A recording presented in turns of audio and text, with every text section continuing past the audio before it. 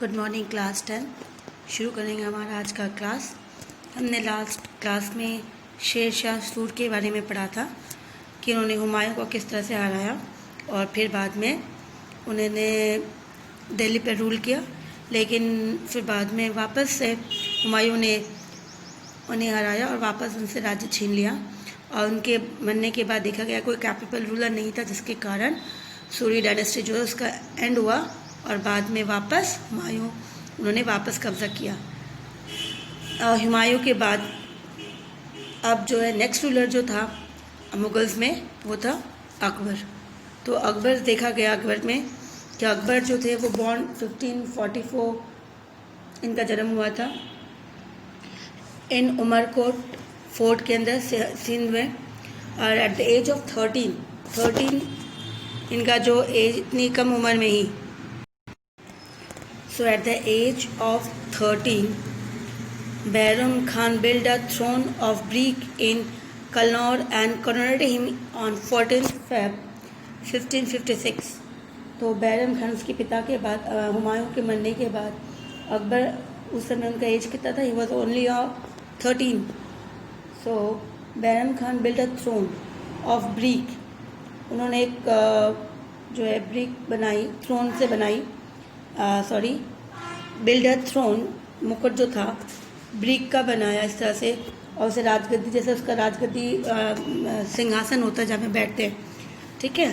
तो सर उसको मिट्टी ब्रिक्स की बनाई कलौर में, और उसको एज अ कॉर्नोटेड मतलब उसको राज अभिषेक जो उसकी सेलिब्रेशन होती है उसको वहाँ पर एज अ किंग उन्हें डिक्लेयर किया कि अब जो है Akbar is the ruler. So on 1556 Bairam Khan become his guardians। तो उसके बाद बैरम खान आफ्टर हुमायूं, क्योंकि हुमायूं को मरने के बाद अब जो उनको देखभाल कर सकता है, उनको गाइड कर सकता है, वो कौन था? बैरम खान। क्योंकि Bairam Khan was a very good and talented military soldier जो था, जिसके कारण हुमायूं ने वापस से दिल्ली का जो एम्पायर था पूरा उससे वापस लिया। तो Bairam Khan become the guardians of Akbar उनके पापा के बाद। The second battle of Panipat took place between Afghan commander Hemu and Mughal representative Bairam Khan on 5 नवंबर 1556 में देखा गया second battle of Panipat. First battle of Panipat जो हुआ था जिसमें बाबर ने हराया था इब्राहिम लोदी को, और बाबर ने मुगल डायनेस्टी का नींव रखा था। ही established the Mughal Empire. So in the second battle of Panipat, again there was a battle between Afghan commander and Hemu and Mughal representative Bairam Khan. In this battle, due to being hurt by an arrow on his neck, it was been said that Hemu, he was been injured. उसे चोट लग जाती है नेक में, उसको तीर लग जाती है, जिसके कारण Hemu fainted and the Afghan lost the battle. So उसके कारण हेमू फेंटेड मतलब बेहोश हो गए, और जो अफगान थे वो लॉस्ट बैटल जो है वो हार गए। Hemu was a very capable Hindu commander in chief of Bihar Afghan ruler Mohammad Adil Shah.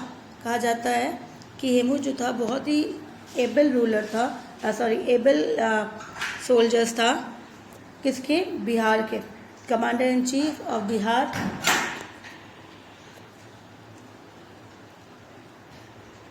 Afghan ruler Mohammad Adil Shah. He had emerged victorious in 22 battles and he had gained the title of Raja Vikramajit also। तो उसके साथ साथ इन्होंने कितनी लड़ाई जीती? मोहम्मद आदिल शाह के अंदर उसने जो हेमू थे वो उनके चीफ कमांडर थे, कहा गया 22 बैटल्स जीता था, और साथ साथ उन्हें राजा विक्रमाजित के नाम से भी he was been given the title as Raja Vikramajit. Now Akbar occupy after that with the help of Bairam Khan, Akbar occupied Malwa, fort of Chunair, Gondwana from music lover Baz Bahadur। He also won the Ranthambore fort from Surjanhara। तो इसी तरह से धीरे धीरे आसपास के जितने इलाके जो अपने आप को इंडिपेंडेंट डिक्लेयर कर चुके थे वापस से अकबर ने सारे राज्य अगेन ही started to conquer. Raja Ramchandra concealed the Kalinjar fort to Akbar. Conceded ना इन 15 इसी तरह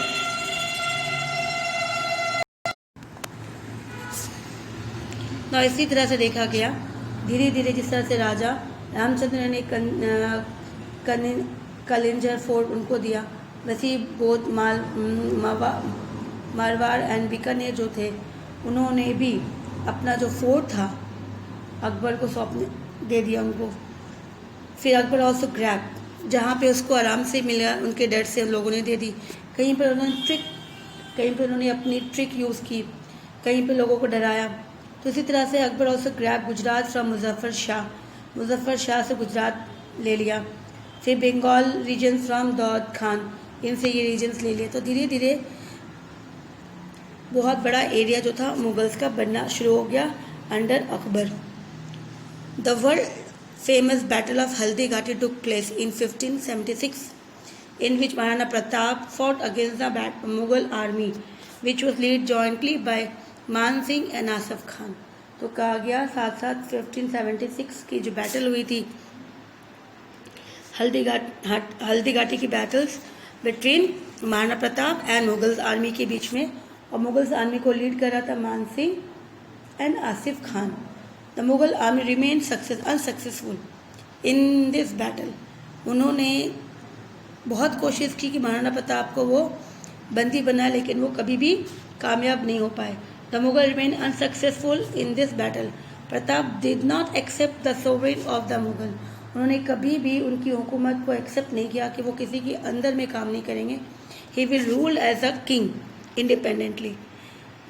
तो just after the army Mughal army reach back, Pratap preoccupied his region. जैसे ही मुगल्स की आर्मी पीछे हट जाते हैं, वापस चले जाते हैं, तो प्रताप ने फिर से अपने रीजन्स जो भी रीजन्स उनका था, जो मुगल्स ने उनसे छीन लिया था, उन्हें वापस उनसे छीन लिया. And gain his state to the lord and grand. उसके बाद जो भी स्टेट्स है उन सबको लेने के बाद जो भी वहाँ पे लॉर्ड थे उनको दे दिए, जैसे लैंड लॉर्ड्स. तो धीरे धीरे उन्होंने बहुत सारे एरिया जो थे मुगल से ले ली. Lead by Akbar the Mughal army gain decisive victory on Kabul also. Akbar की मिलिट्री जो ट्रिक्स थी वो भी बहुत स्ट्रांग और अच्छी थी, जिसके कारण मुगल्स आर्मी ने बहुत सारी लड़ाई जीती. जहाँ कहा गया जैसे उसने विक्ट्री काबुल में भी पाई, मीर जाकिर वहाँ पे जो रूलर थे उनसे वहाँ पे जीता.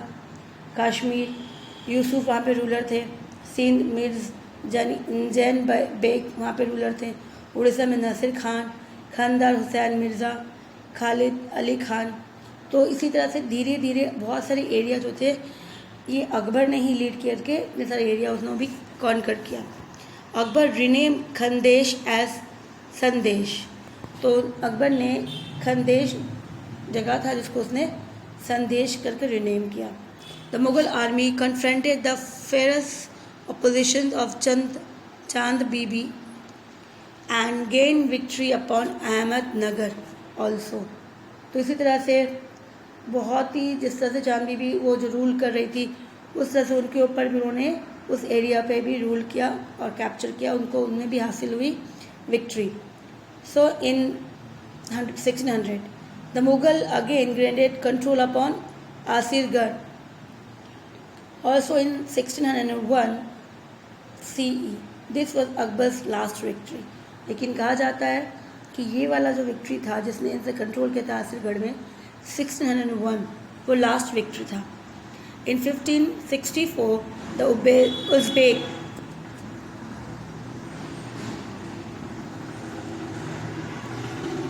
तो इन 1564 में उज़्बेक जो थे वो उन्होंने रिवोल्ट किया under the leadership of Malwa governor Abdullah Khan. Akbar crushed both the revolt of Uzbek as he had crushed the Gujarat revolt in 1584 also. तो कहा गया जिस कि जब उसने शुरुआत की थी कनकर करना आसपास के एरिया में, तो बहुत सारे लोगों ने रिवोल्ट की थी कि वो अपने एरिया उनको नहीं देंगे, तो उन्होंने लड़ाई लड़ी थी, रिवोल्ट किया था उसके लिए. तो इस तरह से उज़्बेक ने भी जब रिवोल्ट किया था, he was the leader governor थे किसके? मालवा गवर्नर अब्दुल्ला खान। तो लेकिन उन्होंने बहुत बुरी तरह से हराया। साथ साथ और जितनी लड़ाई थी, जितनी रिवॉल्ट थी उज़्बेक के थ्रू, उन सभी को उन्होंने दबाया, उन्हें हराया। As he crush the Gujarat revolt, जिस तरह से गुजरात रिवॉल्ट, जो गुजरात में रूलर थे, उन्होंने भी आवाज़ उठाई थी, लेकिन वापस उसमें अकबर ने उन्हें चुप कराया। सो अब्दुल रहीम वॉज इंटाइटल्ड एज खाने खाना ड्यूरिंग द इन्वेशन ऑफ यूसुफ जहां। जब ये इन्होंने क्या किया यहाँ पर कि रहीम जो थे उनको उन्होंने वॉज इंटाइटल्ड एज खाने खाना, उनको सरनेम ऐसा नाम दिया गया। फिर ड्यूरिंग द इन्वेशन ऑफ यूसुफ जहाँ वन ऑफ द 9 जम्स, जो उनके अलग अलग 9 रत्न कहा जाता था उनके कोर्ट में, कि बहुत ही फेमस और बहुत ही स्किल्ड पर्सन उन्होंने अपने कोर्ट पे रखा था। तो उसी तरह से उनके अंदर जो 9 रत्न थे उसमें से एक राजा बीरबल इज़ ऑल्सो दिया। तो इसी तरह से Raja Birbal had died, Akbar himself died in 1605। After prolong illness he was burn at his, कहा गया अकबर ने क्या किया यहाँ पर कि जब व्हेन ही डाइड इन 1605, तो ये क्यों? बिकॉज ये बहुत लंबे समय से बीमार पड़ रहे थे, इसके कारण वो मारे गए। तो he was buried at his tomb at Sikandar, और ऐसे कहाँ दफनाया गया? सिकंदर में, और उसका वहाँ पे टॉम मकबरा बनाया गया जिसे टॉम के नाम से कहा जाता है। His Tom is influenced by Buddhist style, उनका जो स्टाइल था, स्ट्रक्चर जो था, वो बुद्धिस्ट स्टाइल की जैसी आर्किटेक्ट बनाया गया था उसकी मकबरे को। Akbar call Portuguese missionaries from Goa, he build Ibadat Khana at Fatehpur Sikri in 1575 to conduct religious discussions. तो यहाँ पर उस समय जो पोर्चुगीज मिशनरीज आए थे इंडिया के अंदर, तो अकबर ने उन्हें बुलाया था और उनके लिए उन्होंने एक इबादत खाना, मतलब जहाँ पे वो बैठ के पूरी ध्यान से अपनी जो भी रिलीजियस क्या है उसको वो स्टडी करें, मेडिटेशंस करें। तो उन्होंने फतेहपुर सीकरी में वहाँ पर इबादत खाना बनाया। To conduct and discuss religious, जो भी मैटर होगा उस इबादत खाना में वो डिस्कस करेंगे। ही इन्फोर्स अ रिलीजियस नेम, इन्होंने एक रिलीजियस कोशिश की थी कि उन्होंने एक रिलीजियस बनाया और उन्होंने उनका नाम दिया था दीन इलाही, थ्रू वोटिंग, कि कौन लोग, कितने लोग जो है पसंद करते इस व्यू को, इस डिसीजन को। तो वोटिंग के थ्रू उन्होंने इसको प्रेजेंट किया था 1581 में। Raja Birbal was the first Hindu to join this religion. तो राजा बीरबल कहा जाता था कि सबसे पहले इन्होंने वोट किया था, इन्होंने ज्वाइन किया था। शेख मुबारक अनाउंस अकबर एज इमाम आदिल, कि ये मुज़द हिंद, कि वो चाहते हैं इमाम आदिल, कि वो पूरे इंडिया को एक करके बनाना चाहते हैं, सारे रिलीजियस को मिला के, सबके बारे में सोच के एक ऐसा रिलीजियस जहाँ पे सारे लोग खुश रहें। तो he provided protections to Chishti order of Sufi clan and build churches for Christians. तो इन्होंने सबके लिए, इन्होंने चिश्ती के लिए, मुस्लिम जो थे सूफी, उनके लिए प्रोटेक्ट किया। इवन चर्च बनाया गया जो क्रिश्चियंस थे उनके लिए, लाहौर में, आगरा में। अगेन साथ में जैन जो थे, जैन के लिए भी इन्होंने किया। Muni Hari Vijay Suri was honoured him as a Jagat Guru. तो इसी तरह से अलग अलग जितने रिलीजियस है सब के लिए उन्होंने कुछ ना कुछ बनाया, और जिसके कारण कहा गया हरि विजय सूरी जो थे उन्होंने अनाउंस किया कि अकबर जो थे वो जगत गुरु, क्योंकि सबके लिए सोच रहे हैं और सब के बारे में सोच के जो रिलीजियस रूल करना चाहे वो राजा सचमुच बहुत अच्छा होता है। तो इसी तरह से Abdul Fazal was the head priest of Din Ilahi religion. Abdul फजल जिन्होंने अकबरनामा लिखा था, उनका ऑटोबायोग्राफी, तो वो तो उनके कहा गया he was a priest, head priest of Din Ilahi का हेड प्रीस्ट बनाया गया। Akbar issues a new calendar name Ilahi era, और इन्होंने अपने कैलेंडर एक शुरुआत की कि और उसका नाम रखा एरा, इलाही एरा करके। तो इस तरह से ये इन्होंने शुरुआत की, लेकिन उनके मरने के बाद, इनके बाद जो नेक्स्ट रूलर आया उन्होंने उसको फॉलो नहीं की, इस पैटर्न को, इस सिस्टम को फॉलो नहीं किया। ये अकबर की कॉइन है जो अकबर ने सर्कुलेट की थी अपने समय अपने रूलिंग पीरियड के अंदर। Now, according to his policy adopted for the Rajput, Akbar performed the work of establishing his sovereignty upon Rajput power through fusions of marriage alliances and by exhibiting power. तो जैसे मैंने कहा कि उन्होंने बहुत trick use किया था, जहाँ पे वो पावर यूज़ करना था वो पावर यूज़ किया, जहाँ पे उन्होंने अपनी नॉलेज, इसी तरह से राजपूत को भी अपने अंडर में रखना कि वो उनके अंडर में रहे, उनकी ऑर्डर्स फॉलो करे। तो उन्होंने यूज़ किया फ्यूशन ऑफ मैरिज, मतलब शादी रिलेशन बना के, ताकि अगर रिलेशन रहेगा तो फिर कोई भी रिलेटिव प्रॉब्लम क्रिएट नहीं करते हैं। तो इसकी तरह से इन्होंने शादी के रिलेशंस वाला सिस्टम यूज़ किया।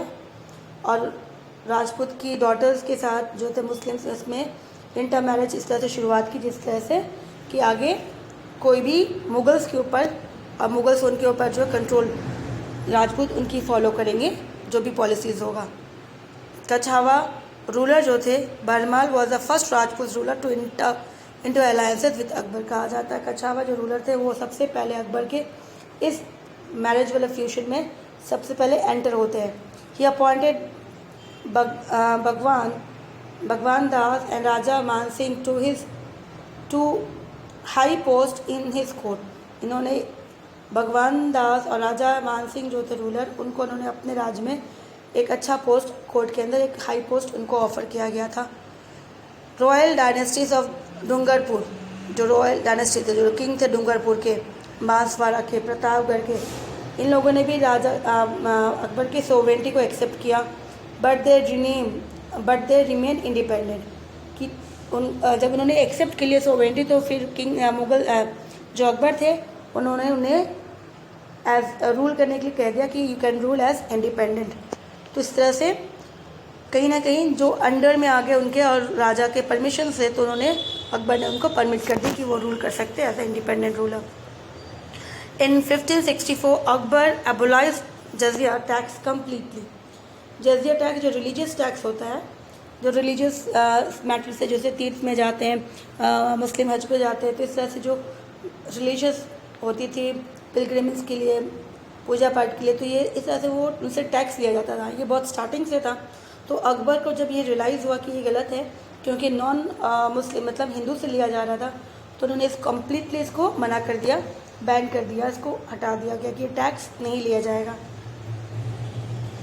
Fatehpur Sikri remain the royal capital from 1569 to 1584। और फतेहपुर सीकरी जो रॉयल कैपिटल बना रहा कब से कब तक, 69 से 84 15। Buland Darwaza build on the southern gate of the mosque was build to commemorate Akbar's victory over Gujarat. जब अकबर गुजरात की लड़ाई जीत के वापस आते तो उनकी स्वागत के लिए बुलंद दरवाज़ा बनाया गया था। तो इसी तरह से अकबर, ये रहा फतेहपुर सीकरी, पिक्चर्स आपके बुक में ही है। तो इसी तरह से इन्होंने बहुत कुछ अच्छा काम किया था, लेकिन इनके बाद जो भी इनके सक्सेसर आए,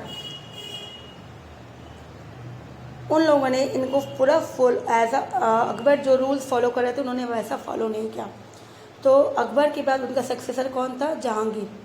after the name of Shaikh Salim Chishti, इनका नाम स्टार्टिंग में जो था Shaikh Salim Chishti, he was renamed as Salim.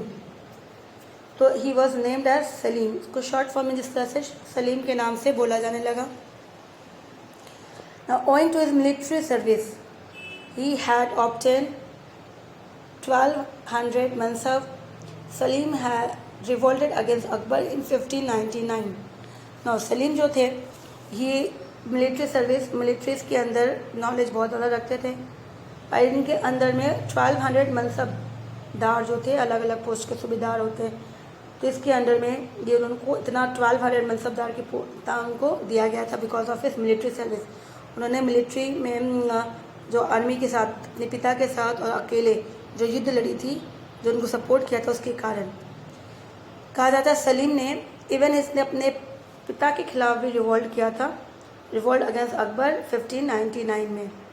To crush the revolt Akbar sent Abul Fazl in 1602, but Jahangir got him assassinated. लेकिन क्या किया कि जब उनको रोकना था अकबर को, तो बाबर ने क्या सॉरी, जब जहांगीर को रोकना था तो अकबर ने क्या किया, अबुल फजल को भेजा तो उसे समझाए और जो वो रिवॉल्ट कर रहे हैं अपने पिता के लिए, पिता के खिलाफ, वो ना करे। लेकिन जहांगीर ने क्या किया, अबुल फजल को उसकी हत्या कर दी। गॉट हिम असैसिनेटेड मतलब होता है उसकी हत्या करना। So in 1605 Jahangir gain the title of Nuruddin Muhammad Jahangir Badshah and occupied the Mughal throne at Agra fort 1605। और उसके बाद 1605 में जहांगीर ने जब उस पर टाइटल दिया गया नूरुद्दीन मोहम्मद जहांगीर बादशाह, और उसके बाद उन्होंने ऑक्यूपाई किया आगरा फोर्ट और वो डिक्लेयर किया as a successor of Akbar. He has sent Sikh guru He has sentenced Sikh Guru Arjun Dev to death. Jahangir's victory upon Khandar is regarded to be significant from military and commercial point of view. तो इन्होंने जब इन्होंने rule करना शुरू किया जब उनको throne मिल गया, उनको राज्य मिल गया, तो उन्होंने देखा गया अकबर ने सारे रिलीजियस को मिक्स करके रूल करना शुरू किया था और सारे रिलीजियस को मिला के उन्होंने एक रिलीजियस कहा कि दीन लाई। लेकिन जैसे ही उसके बाद उनके सक्सेसर आए उन्होंने उनको फॉलो नहीं किया, जिसके कारण सिख गुरु अर्जुन देव जो थे उन्होंने उनको अरेस्ट करा और उन्हें डेथ सेंटेंस इशू कर दी कि इसे फांसी लगानी है। फिर उसके साथ साथ खंडर जो रीजन था नॉर्थ वेस्टर्न साइड्स में, उन्होंने वहाँ पर उस एरिया में भी रूल कनकर करने की कोशिश की मिलिट्री के through and commercial point of view. So in 1611, Jahangir got married to a widow named Mehrun Nisa and adored her with the title Noor Mahal और नूर जहाँ। उसके बाद 1611 में इन्होंने शादी की एक विडो से जिसका नाम था पहले मेहरून निसा, बाद में उन्होंने नाम उनको चेंज करके नूर महल या फिर नूर जहाँ रखा गया। Later she was entitled as Badshah Begum, क्योंकि जो भी डिसीजन था वो उसके जहांगीर जो है वो नहीं लेते थे, ये खुद नूर महल या फिर नूर जहाँ वो लेती थी, लोग उनसे डिस्कस करते थे क्योंकि वो इंटरेस्ट लेती थी पॉलिटिकल मैटर्स के अंदर, तो फिर उसको नाम दे दिया गया था बादशाह बेगम करके। The British ambassadors Captain Hawkins and Sir Thomas Roe visited his court. उस दौरान जो ब्रिटिश एम्बेसडर्स थे Captain Hawk and Sir Thomas जो, इन्होंने भी विज़िट की थी जहांगीर के समय में। Jahangir died in the year 1627। उसके बाद जहांगीर के बाद उनका सक्सेसर कौन आया, Shahjahan. Now his childhood name was Khurram. In 1612 he got married to Asaf Khan's daughter Arjumand Bano बेगम।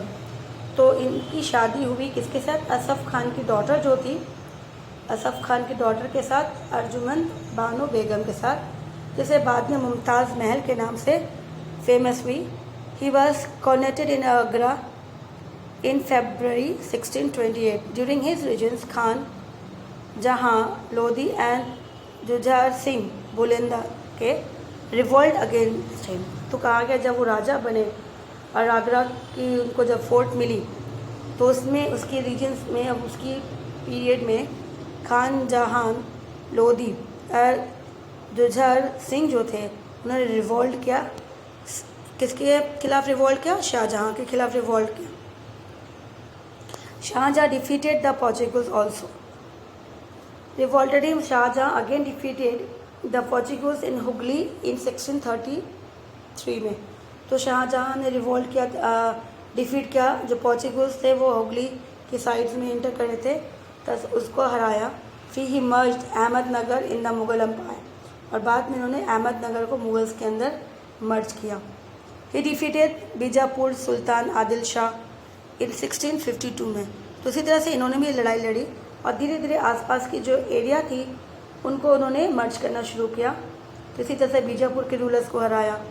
फिर Shahjahan make his son Aurangzeb the victory of Deccan. फिर उन्होंने औरंगजेब जो थे उनको भेजा था डेक्कन में ताकि वहाँ पे वो जीत हासिल करें। इन 1657 औरंगजेब इम्प्रिजन शाहजहां, लेकिन बाद में क्या किया, शाहजहां जब उसने शाहजहाँ ने अपने बेटे को भेजा था और उसने जब रूल कंट्रोल करना शुरू कर दिया, उसको जीत हासिल होने लगी, so he wanted to be as a king, कि वो खुद रूल करे। तो उन्होंने क्या किया, अपने पिता को शाहजहाँ को बंदी बना ली in Agra fort, and he assassinated his brother, और अपने भाइयों को दारा, मुराद एंड सूजा जो थे, इनको ये रिवॉल्ट करते इनके लिए कि इन्होंने पिता को क्यों बंदी बनाया, या फिर उनको बोलते कि हमें भी राज महल में हमें भी राजा बनना है। तो उसी तरह से उन्होंने अपने भाइयों को भी, उनके भाइयों को भी अपनी रास्ते से हटाया, उसकी हत्या कर दी। शाहजहाँ डाइड इन 1666, वो कारागाह में, मतलब जेल खाने में ही धीरे धीरे उनकी बाद में मृत्यु हुई। A succession battle named the Battle of Dharmat took place between Dara Shikoh and Aurangzeb. उसके बाद जब वो राजा बने तो उसके बाद देखा गया again there was a battle, उनकी लड़ाई हुई, बहुत सी लड़ाई लड़ी उन्होंने, जिसमें से एक लड़ाई थी दारा शेख और औरंगजेब के बीच में। फिर French travellers Franciscos Berniers and Italian traveller Nicola Manucci has describe Shah Jahan reigns. इन्होंने अपनी जो भी उनको देखी इस राज्य में क्या क्या था, इन्होंने कैसा रूल किया, तो जब ये वापस गए तो उन्होंने डिस्क्राइब किया कि शाहजहाँ कैसे थे।